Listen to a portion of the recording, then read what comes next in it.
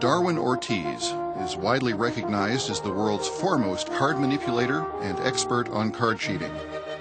On this video, he reveals the techniques being used today by top card cheats throughout the world, just as he does for his casino clients on 5 continents.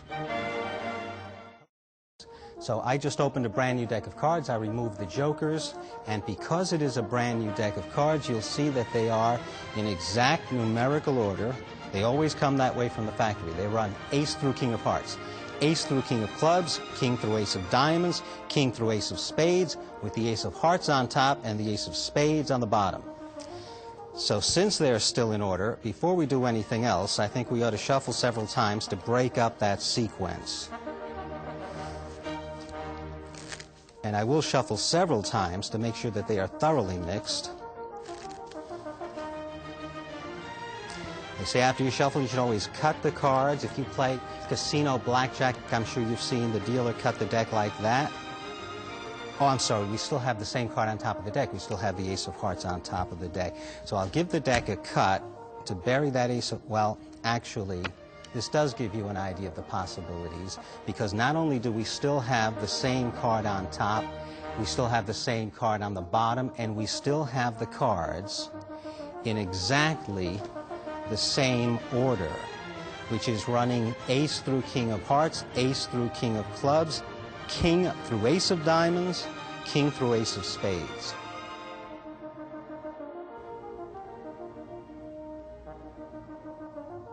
A bottom deal. Naturally, the cheat has controlled a slug of desirable cards to the bottom. In this case, we're talking about the 4 aces. Let's try a 5-handed game.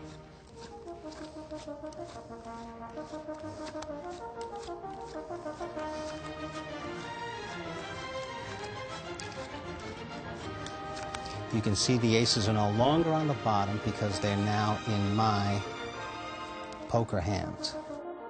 I'll place a group of black spot cards on top of the deck and a royal flush and hearts on the bottom. In the various forms of stud poker, the whole cards are dealt face down, but the other cards are snapped face up as they're dealt. This requires a completely different technique of bottom dealing. Here I'm bottom dealing all the cards in the turnover fashion, so that every time you see a black card, you know I must be dealing off the top. Every time you see a royal flush card, you know I must be dealing off the bottom. Even with a white bordered deck, it's a move that would fly in any game. A bottom dealer can shuffle and still maintain his slug on the bottom. But then another player gets to cut the cards, which in theory would bury the aces in the middle. In this case, however, they're still on the bottom, ready to be dealt. Anytime the dealer knows there's a desirable card on top of the deck, he can withhold that card from the other players and reserve it for himself by means of a second deal. The ace of spades is still on top. These cards were all pulled from directly under the ace, from the second from top position. If we turn the deck face up, it's easy to see how dealing deuces allows the dealer to keep the ace on top until he wants to deal it, rather than delivering it to whichever player should have received it.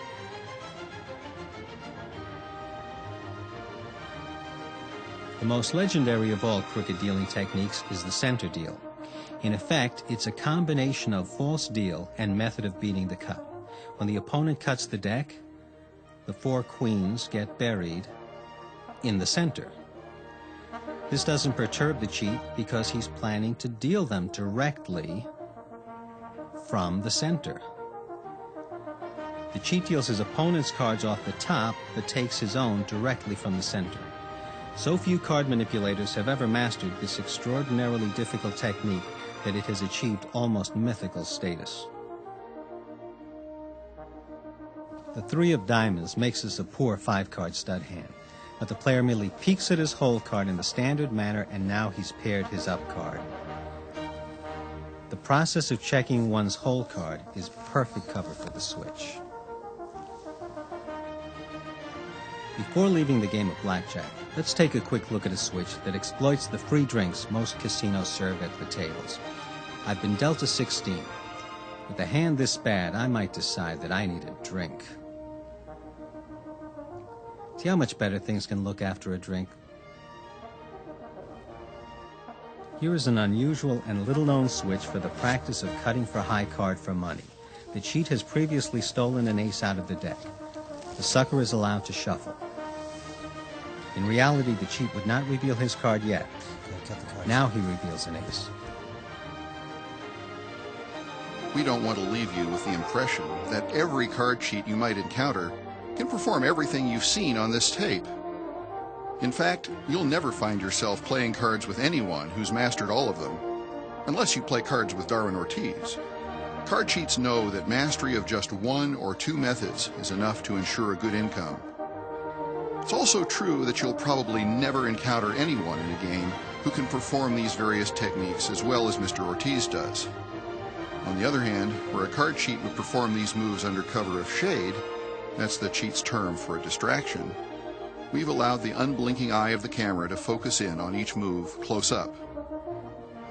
Where a card cheat might perform 2 or 3 second or bottom deals in a round of play, we've taken each move to the limit to give you as many opportunities as possible to study it.